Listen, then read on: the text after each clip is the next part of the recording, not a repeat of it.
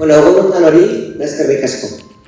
Uemaren atea zabaldu zaigun honetan, berba bi esango ditut. Mundakako alkatea naizen aldetik, Ibarrangeluko alkatea besotik hartu.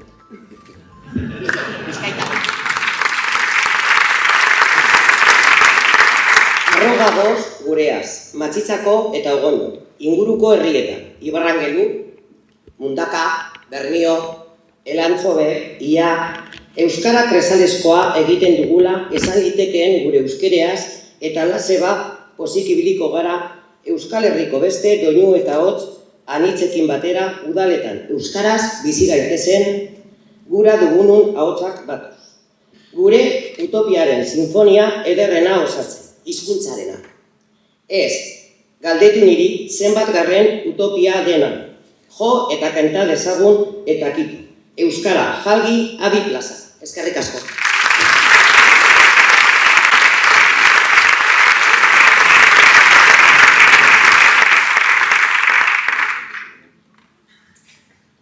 Egunon lagunak, egunon azoiki. Laserra da. Uemako bilera honetan ordezkatuta zagozen herri guztioi besarkada bat, eta eskerrik asko zuen besoetan babestiarren. Posaitzela moten dugu elkarri begiratzea eta gure hizkuntzaren dirdirak eta dute ikustie ondoko arpeizetan. Posigagoz bai, Ibarrangelu Euskalgintzako lur eremu honen parte izateagaitik, herri euskalduna gara, administrazio arloko jarduera ere bat egin izan dugu orain arte Uemak aurrera daramatzan hildoekin, baina bai, hobetzeko arloak badauzkagu eta hor Uema ez da instituzio parkatu hutsal bat ezinbesteko bide laguna.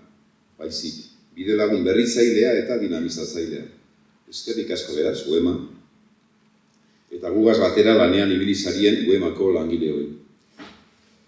Gure herriak arnazguneak direla euskararentzat esan euskuen izandako bileratan, eta gaur hemen errepikatu den moduan. Izen egokia bizitzeko ezinbesteko dugulako arnasa hartzea. Baita maitasuna ere, maitasunez erakartzeko euskarara etorri barriak eta herritarrak oro.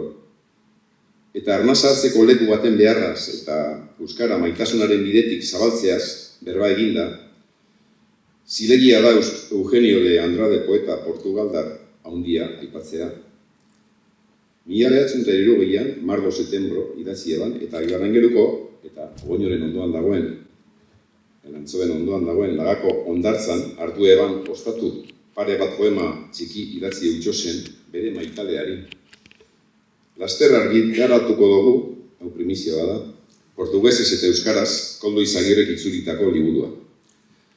Amendoie zuentzako gure erregalatzoa, poema txiki bat, liburuaren aurrerapen gisa. Cansao escrita en las areillas de Laga.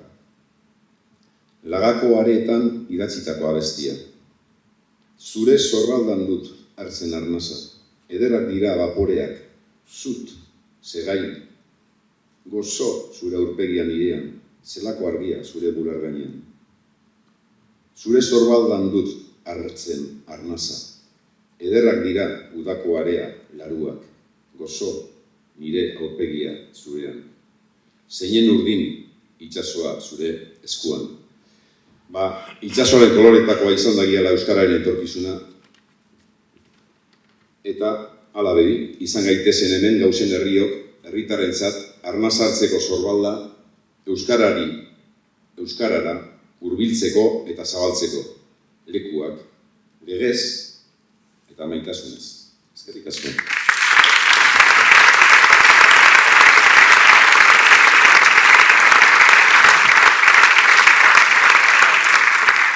Bueno, egunon guztioi, eta esteko eskerrak, batzarek ere guztioi parte hartzen santu garelako, Uemako kide izateko onartzeagatik.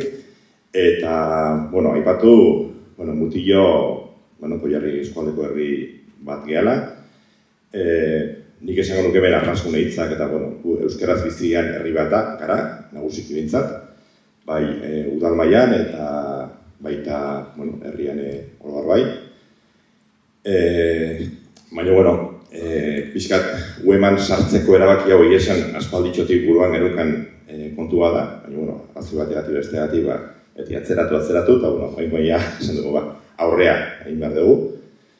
Eta alde hortatik gustora gaude, baina nik uste aldi berean, aipatu diren erronkak ere baditugula, ez? Askotan ematen du herri txikiak, euskaraz bizi gara, baina guk ere baditugu gizarte baten barruan gaude, eta gizarte hortako parte garen neurrian, erronka horiek gurekin ere badaude, eta nik uste ueman sartzeak edo aukera emango digula, ez azkenen beste herri batzuk eta beste realitate dutetatik, elkarrekandik ikasteko, eta hortako asmo bintzen gure. Eskerrik asko, eta Joni Mongiot izardo.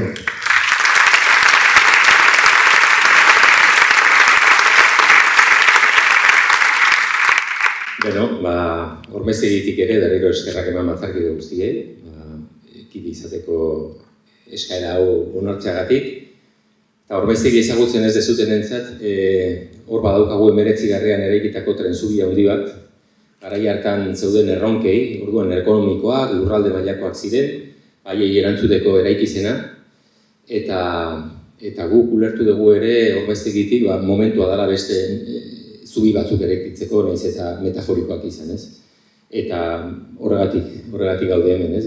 Zuei zubi horiek eskaintzeko, gure lana eskaintzeko, eta, Siadekok jarri duen hipotesi horiei aurre egiteko, ez? Ikusi dugu erronka potoloak ditugu denok eskuartean euskararen gaiaren inguruan, eta ezinbestekoa da sarean lan egitea, eta beraz, hemen gatoz, apaltasun osoz, gure lana eskaintzea, ez bakarrik hementxe, oingueman gaude, eta sofan eserita listo, lan egiteko gaude, xume-xume, eta hori da zuei aurkezten dizuegu. Beraz, eskerrik asko, eta hemen gaude.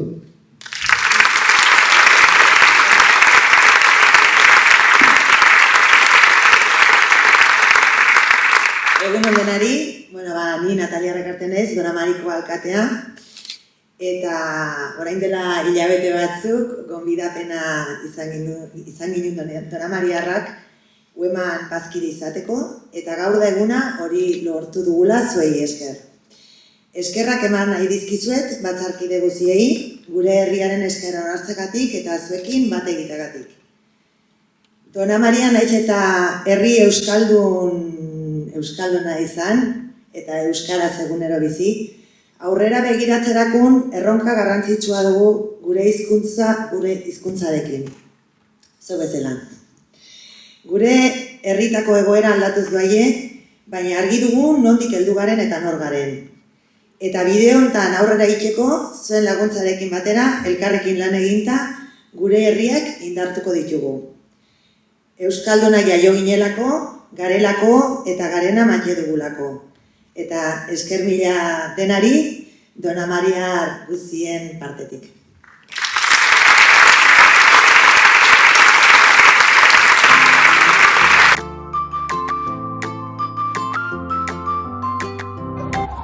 Azkoitein egin dugu 2025ko lehenbiziko batzarra, eta batzar honetan 5 kide berri onartu ditugu.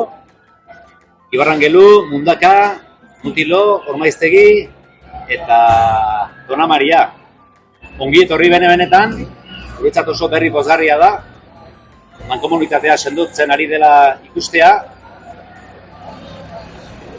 Euskararen egoerak denok elkarrekin norabide berean lan egitea eskatzen du, eta norabide horretan zenbat eta herri gehiago izan, orduan eta sendotasun eta erreztasun gehiago izango ditugu euskara eraman nahi dugun lekura eramateko. Plan estrategikoa onartu dugu, hor dauzkagu lan ildoak, bide horria markatuta dago, eta orain gaur ospatu egingo dugu, baina bihartik aurrera, egunez egun, lan ildo horietan buru belarri lanean jarraituko dugu.